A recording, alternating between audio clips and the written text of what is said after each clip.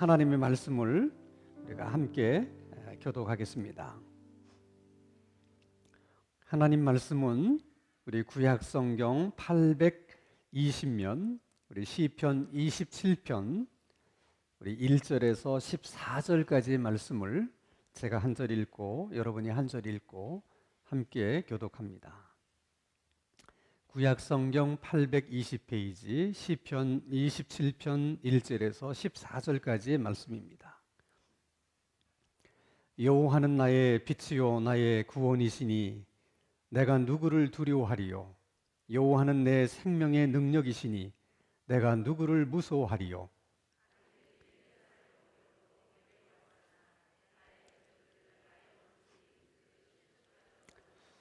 군대가 나를 대적하여 진칠지라도 내 마음이 두렵지 아니하며 전쟁이 일어나 나를 치려할지라도 나는 여전히 태연하리로다.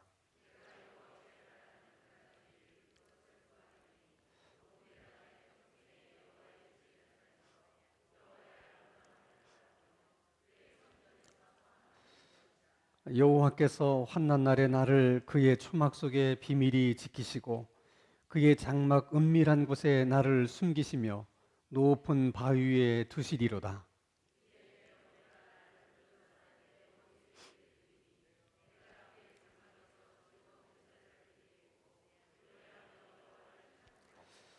여호와여 내가 소리내어 부르짖을 때에 들으시고 또한 나를 긍휼히 여기사 응답하소서.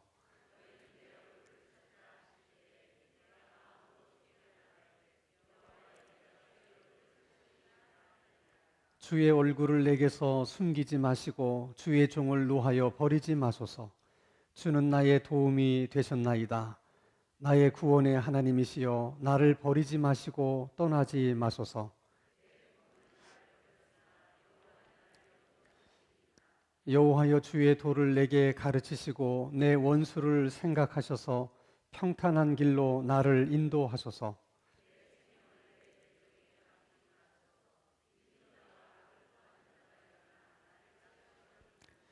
내가 산자들의 땅에서 여호와의 선하심을 보게 될 줄 확실히 믿었도다.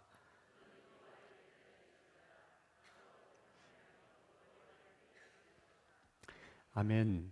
성경을 열심히 읽으시는 분들은 다 알게 되는 사실이지만 그 성경의 많은 내용 가운데 특별히 고난에 대한 이야기들이 성경에 많이 나온다는 것을 우리가 성경을 읽으면서 확인하게 됩니다. 왜 성경의 스토리 가운데 이렇게 고난에 대한 이야기가 많이 나오는 것일까? 여러분 생각에 왜 그런 것 같아요? 우리가 시편 말씀을 매 수요일 저녁마다 이렇게 한 장씩 저희들이 상고하는 가운데 있지만 시편의 말씀 가운데도 고난에 관한 말씀들이 계속 반복돼서 나오는 것을 우리가 이렇게 수요일 저녁마다 말씀을 읽으면서 우리가 느끼게 되잖아요. 왜 이렇게 성경에 고난에 관한 이런 얘기들이 많이 나오는 것일까? 그것은 그만큼 우리 인생에 뭐가 많아서, 고난이 많아서 그렇습니다. 사실 여러분 사람의 눈으로 보면 다 문제 없이 보이지만 조금만 깊이 들어가서 내면을 들여다보면 사실 아픔이 없는 사람이 없어요. 다 그저 그 아픔의 종류가 좀 다를 뿐이고 또 그 크기가 다를 뿐이지 이런저런 어려운 문제들을 다 안고 있습니다. 왜 그럴까? 왜 인간에게는 이런저런 어려움들이 늘 따르는 것이고 그런 어려움들이 왜 있는 것일까? 그것은 인간이 하나님 앞에 지은 죄 때문에 그래요. 죄 때문에 인간에게 찾아온 저주가 고난입니다. 그렇기 때문에 인간은 이 고난을 피할 수 있는 길이 없어요. 산다는 것은 고난 속에 사는 것입니다. 산다는 것이 고난이에요. 산다는 것 자체가. 그것이 죄로 인해서 인간에게 찾아온 저주거든요. 그러면 오늘 우리가 예수님을 믿어서 우리가 구원받기는 했지만 아직 그 구원이 완성된 것은 아닙니다. 예수님께서 이 세상에 다시 오셔야, 또 예수님이 재림을 하셔야 그날 구원이 완성이 되는 거예요. 그러니까 구원이 완성되어져 있지 않기 때문에 우리가 구원받은 것은 분명하지만 그 죄로 인한 저주, 거기서 우리들이 다 면제되는 것은 아니라는 거예요. 예를 들면 메르스라고 하는 전염병이 돌면 그 전염병이 교회 안 다니고 예수 안 믿는 사람들만 다 걸리고 교회 다니고 예수 믿는 사람들은 하나도 안 걸리느냐? 그렇지 않다는 거예요. 전염병이 돌면 예수 안 믿는 사람도 걸리고 예수 믿는 사람도 걸린다는 거예요. 이렇게 여러분 경기가 안 좋을 때 그러면 예수 믿는 가게들은 다 잘 되고 예수 믿지 않는 사람들의 가게만 안 됩니까? 그렇지 않아요. 예수 안 믿는 사람의 가게도 안 되지만 예수 믿는 사람의 가게도 안 됩니다. 그래서 우리가 예수를 믿으면서 교회를 다니면서 내가 예수를 믿기 때문에 내 인생에 이제 더 이상 고난은 없을 것이다, 이런 생각을 해서는 안 된다는 거예요. 근데 이제 어느 교파의 목사님들은 이런 주장을 많이 해요. 예수님께서 십자가에서 우리 죄를 대신해서 돌아가셨고 모든 인간의 질고와 질병과 고통을 예수님이 다 짊어지시고 죽으셨기 때문에 이제 우리는 그런 질고를 경험할 필요가 없다. 예수님이 다 지신 것을 우리가 경험한다면, 우리가 또다시 질고를 우리가 겪게 된다면, 그럼 예수님이 십자가에서 돌아가실 이유가 없지 않느냐, 그렇게 얘기를 합니다. 그러니까 모든 질고와 질병은 다 예수님이, 우리는 그 덕에 건강하고 모든 것이 잘 되고 이제 그렇게 이야기를 합니다. 그게 여러분 틀린 말은 아닌데 그게 다 맞는 얘기는 아니에요. 그러니까 어떤 한 부분만을 얘기하는 거죠. 하나님이 우리를 모든 고난 가운데서 면제를 시켜주고 싶으셔도 그게 안 되는 이유가 구원이 완성되지 않았기 때문에 그러는 거예요. 구원이 완성되지 않았다는 것은 죄의 문제가 완벽하게 해결된 게 아니라는 거예요. 그러니까 하나님도 어떻게 하실 수가 없는 거예요. 그러면 이제 우리가 이런 생각을 할 수 있습니다.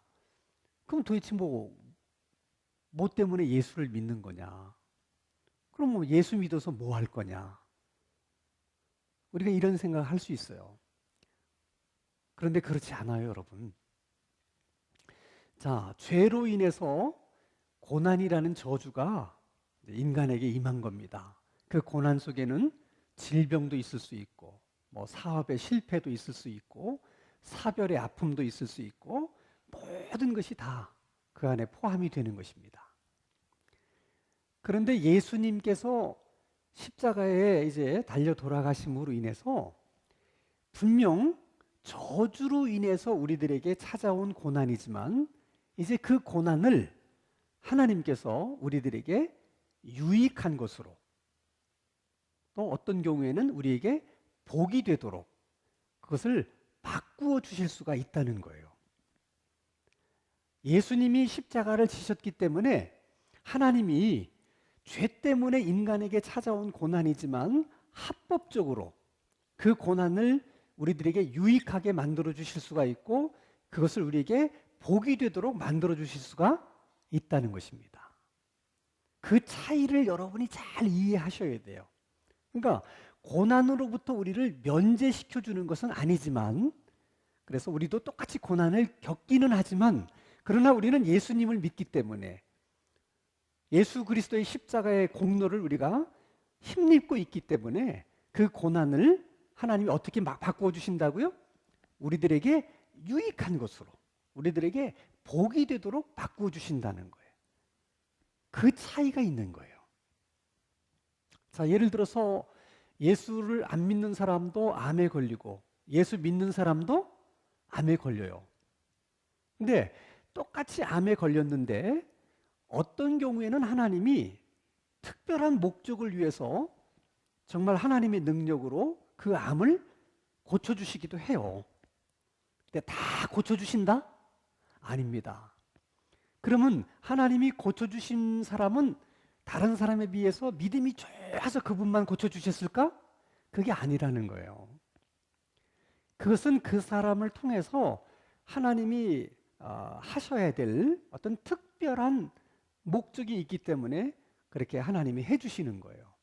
그러면 다른 사람은 암을 고쳐주시지는 않아도 그 암의 고통 속에서 하나님이 그걸 이길 수 있는 힘을 주시기도 하고 그 고통 중에 있지만은 그 속에서 많은 깨달음을 주셔서 은혜가 되게 하시고 그래서 암이라는 고난을 겪고 있지만은 그럼에도 불구하고 그 속에서 하나님을 찬송할 수 있고 하나님을 높일 수 있고 그 와중에도 주님이 주시는 평안을 누릴 수 있게끔 그렇게 하나님께서 은혜를 베푸신다는 거예요.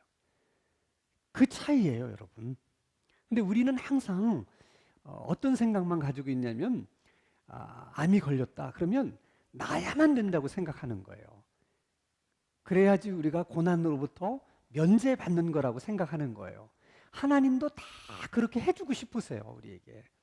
근데 뭐 때문에 안 된다고요? 아직 구원이 완성된 것이 아니기 때문에 그렇게 해주고 싶지만은 그렇게 해주실 수가 없는 거예요, 하나님이. 그래서 하나님이 대신 어떻게 하신다고요? 그 암을 이길 수 있는 뭘 주신다고요? 능력을 주시는 거예요. 그 고통 속에 그것을 잘 인내하고 참고 나갈 수 있도록. 또 그 고통 속에 있기 때문에 우리가 깨달을 수 있는 것, 그 고통 속에 있기 때문에 우리가 또 누릴 수 있는 하나님의 은혜를 하나님이 주셔서 누리게 하신다는 거예요. 다. 그래서 시편에도 보면 고난당하는 것이 내게 유익이라 그렇게 이야기하는 이유가 거기 있는 거예요. 그러니까 여러분 예수를 믿는다는 것이 얼마나 큰 은혜인지 몰라요. 그러니까 여러분들이 인생을 살면서 어떤 고난을 겪게 되더라도 두려워하지 말라는 거야.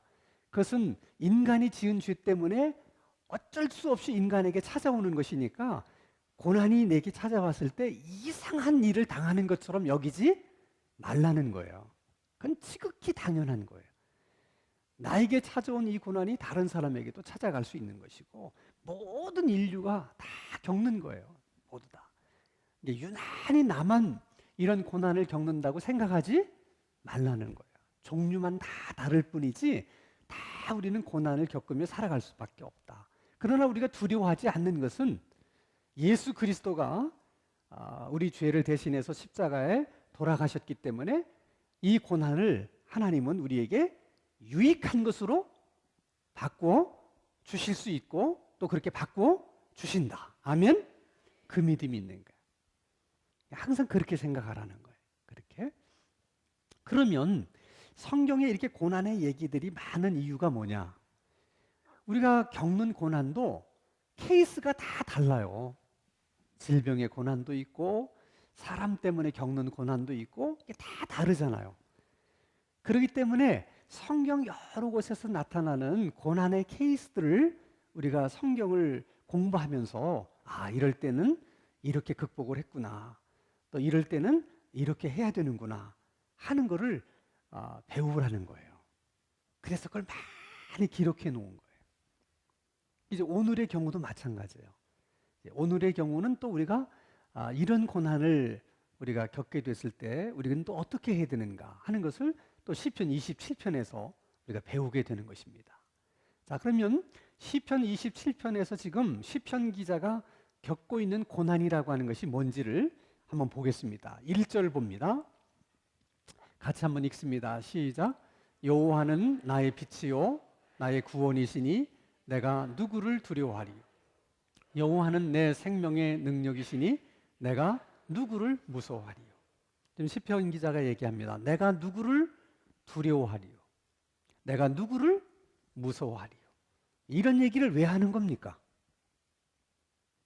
지금 누군가가 자기를 두렵게 하고 있기 때문에, 지금 누군가가 자기를 어떻게 무섭게 하고 있기 때문에 지금 그렇게 얘기하는 거거든요. 그러니까 똑같은 얘기를 두 번씩 이렇게 반복해서 강조하는 것은 그 두려움이, 무서움이 어떻다? 굉장히 크다는 거예요. 지금 시편 기자가 지금 겪고 있는 고난은 사람에 대한 두려움이에요. 너무 두려움이 큰 거야. 그리고 이제 2절과 3절에서 그 두려움의 상황이 어떤 것인지를 설명해요. 2절 같이 읽습니다. 시작. 악인들이 내 살을 먹으려고 내게로 왔으나 나의 대적들, 나의 원수들인 그들은 실족하여 넘어졌도다. 3절입니다. 군대가 나를 대적하여 진칠지라도 내 마음이 두렵지 아니하며 전쟁이 일어나 나를 치료할지라도 나는 여전히 태연하리로다. 그러니까 적들이 내 살을 먹으러 이렇게 달려들고 있다 하는 것은 이제 시적인 표현이에요. 마치 자기가 한 마리 사슴이나 얼룩말로 생각할 때 무서운 맹수들이, 사자라든지 뭐 호랑이라든지 그런 맹수들이 자기를 먹잇감으로 생각하고 달려들고 있다는 거예요, 지금. 근데 그런 호랑이나 사자가 한두 마리가 아니고 어떻게? 군대처럼 많다는 거야. 그러니까 사자가 한두 마리가 그렇게 덤벼들어도 두려운데 그 숫자가 군대처럼 많다는 거야. 그러니까 얼마나 두렵겠어요. 그런 상황이라는 거예요, 지금. 그런데도 시편 기자는 뭐라고 얘기하냐면, 그래도 나는 두려워하지 나는 않겠다. 그래도 나는 여전히 태어나겠다. 이렇게 얘기하고 있는 거죠. 그러면 우리가 이제 궁금하잖아요. 아니, 어떻게 그렇게 두려운 상황에서 두려워하지 않을 수 있으며, 어떻게 그런 무서운 상황 속에서 나는 태어나리로다 이렇게 말할 수 있냐는 거야. 그 이유는 누구 때문에? 하나님 때문에요. 그걸 설명하는 거예요.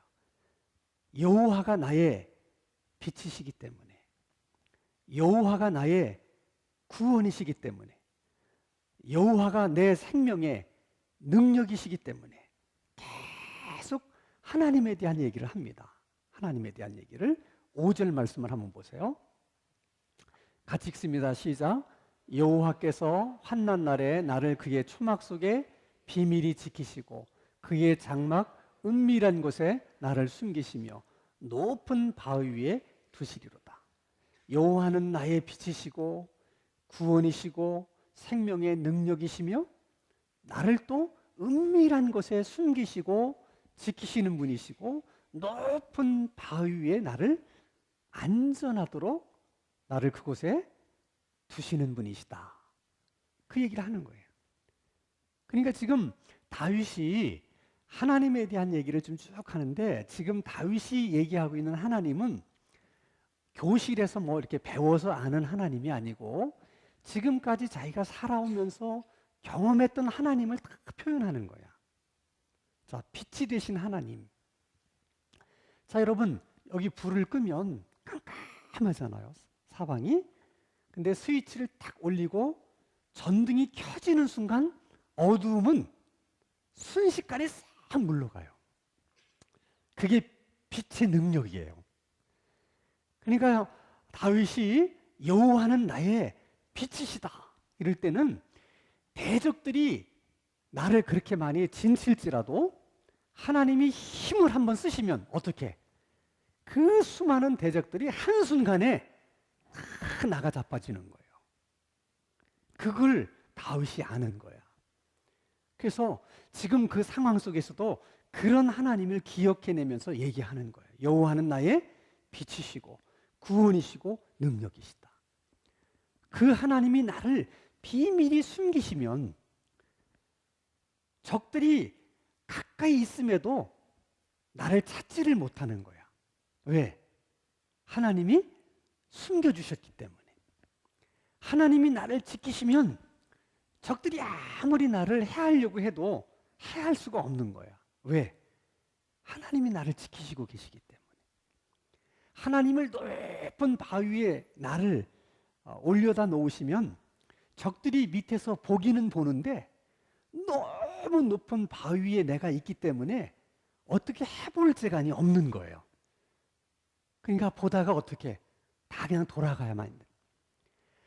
하나님이 그런 하나님이라는 거야.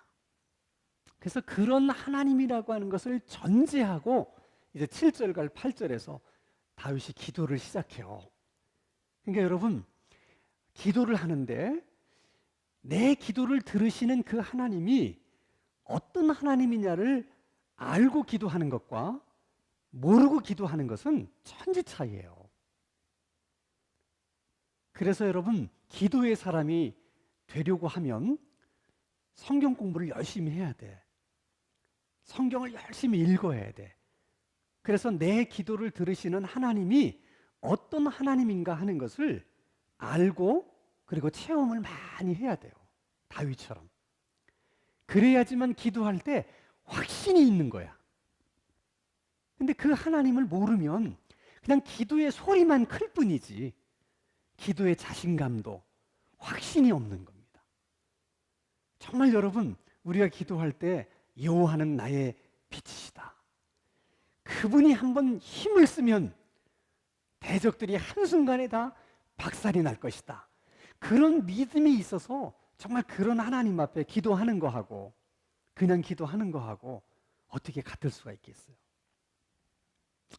그래서 하나님을 많이 체험하셔야 돼. 기도 응답을 많이 받아보셔야만 하나님에 대한 확신이 생겨서 기도하는데 힘이 있고 또 기도의 사람들이 될 수가 있는 거예요.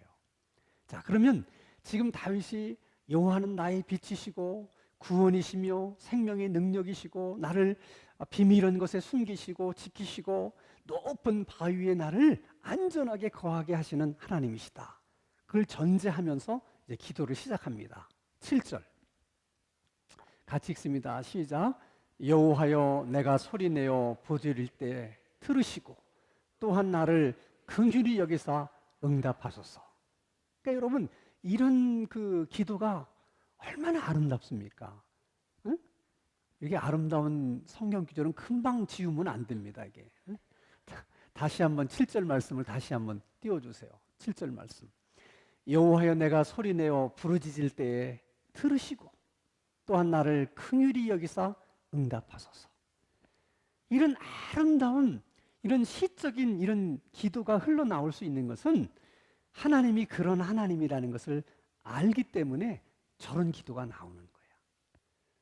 그러니까 여러분, 기도라고 하는 것이 이렇게 시적으로 아름다우면서도 이렇게 마음에 감동을 주는 기도는 정말 하나님이 어떤 하나님인지를 내가 체험하고 그 하나님에 대해서 내가 깊이 알아야 저런 기도가 나올 수가 있는 거예요. 그러니까 하나님을 깊이 알면 다 다윗처럼 시인이 돼. 왜냐하면 내가 경험한 그 하나님을 표현하려고 하면 그게 다 시가 되는 거야. 그 하나님을 밋밋한 그런 말로는 표현이 돼, 안 돼? 안 돼. 너무 원더풀하신 하나님이시기 때문에 그걸 그냥 밋밋하게 말할 수가 없는 거야. 그래서 표현하려고 들자면 저렇게 아름다운 시로 표현이 되는 거야. 자, 8절 말씀 한번 또 같이 읽겠습니다. 8절 읽습니다. 시작.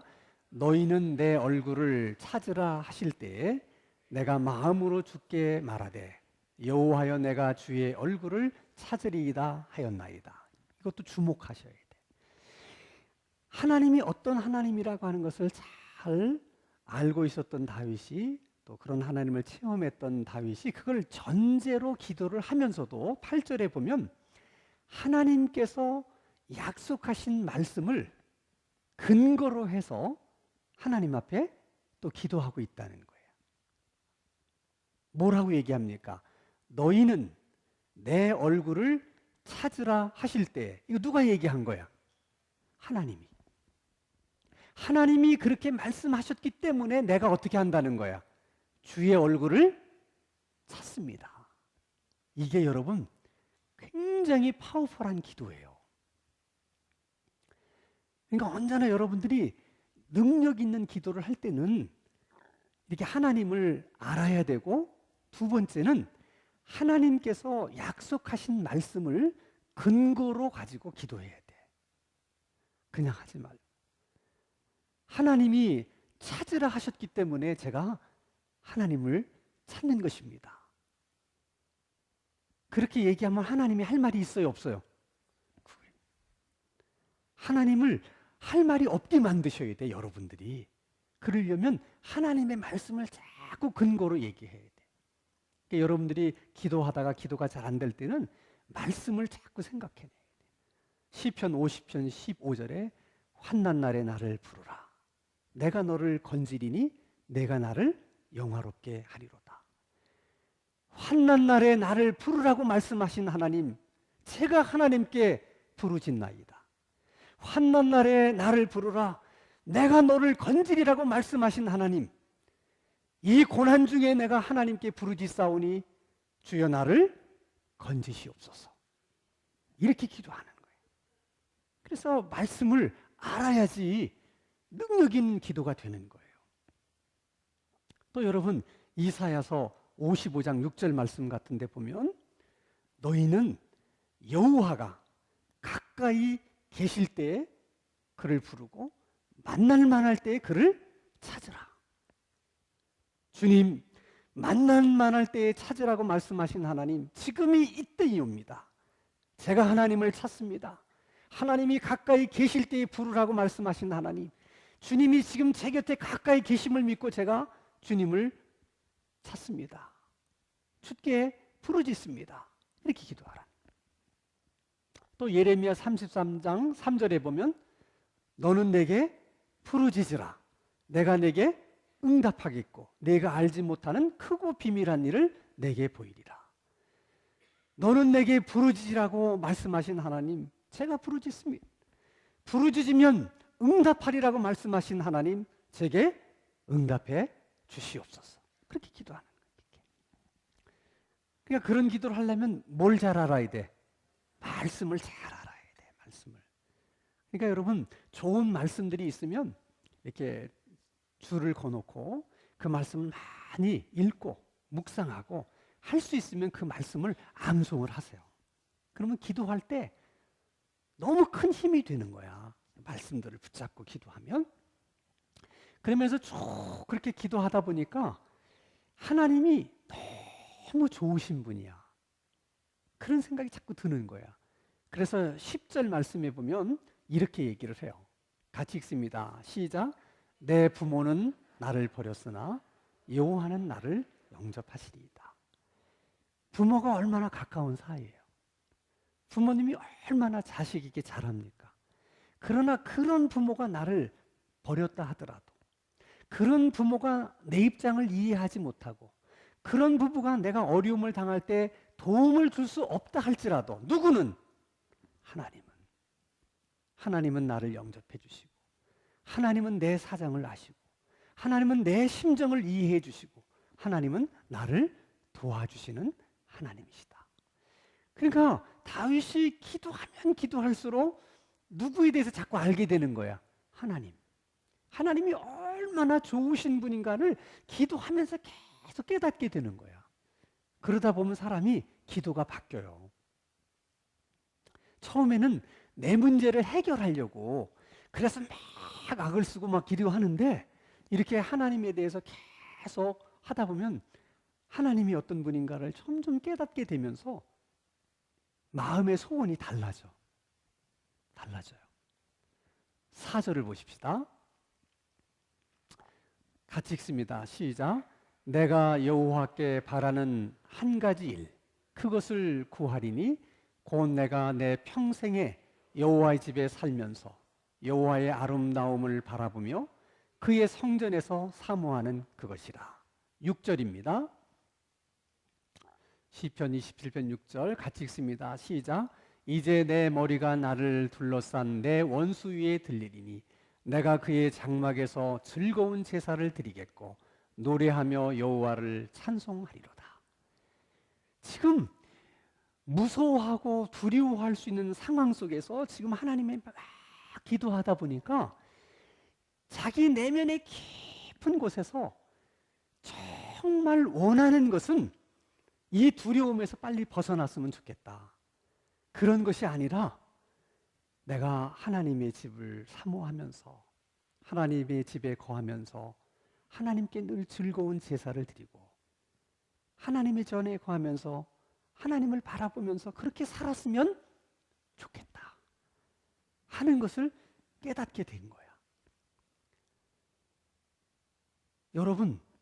여러분들은 정말 여러분의 내면의 그 깊은 곳에서 정말 여러분들이 원하는 소원이 뭔지를 아십니까? 우리가 그걸 모르기 때문에 방황하는 거예요. 근데 이 시편 기자의 다윗이 정말 자기의 내면의 깊은 소원이 그런 것이었다는 것을 몰랐어요. 근데 그것을 언제 깨닫게 됐습니까? 고난 중에 있을 때. 그래서 고난이 유익한 거야. 그러니까 여러분, 고난 당하는 것이 우리에게 무익한 게 아니라는 거야. 그렇지 않았으면 내 영혼 깊은 곳에서 정말 내가 원하는 것이 무엇인지를 몰랐을 텐데, 몰랐으면 엉뚱한 걸 구했지 않겠어요? 엉뚱한 것을 찾지 않았겠어요? 그런데 그 고난 속에서 정말 내 영혼 깊은 곳에서 뭘 원하고 있는지를 알게 된 거야. 그러니까 다윗이 내가 구하는 한 가지 일, 정말 그가 소원했던 그 한 가지 일을 우리가 지금 누리고 사는 거야. 그걸 아셔야 돼. 다윗이 그 고난 속에서 그 영혼이 깊이 소원했던 그 한 가지 일을 오늘 우리가 누리고 있다니까. 그러니까 마음껏 우리가 주일날에 나와서 하나님을 예배하고, 이렇게 수요일날 나와서 하나님 앞에 기도하고, 이 가치를 여러분이 느낄 수 있어야 행복한 사람이 되는 거야. 이럴 때는 아멘을 세게 해야 되는데, 가장 제가 마음 아프게 생각하는 것이 뭐냐면,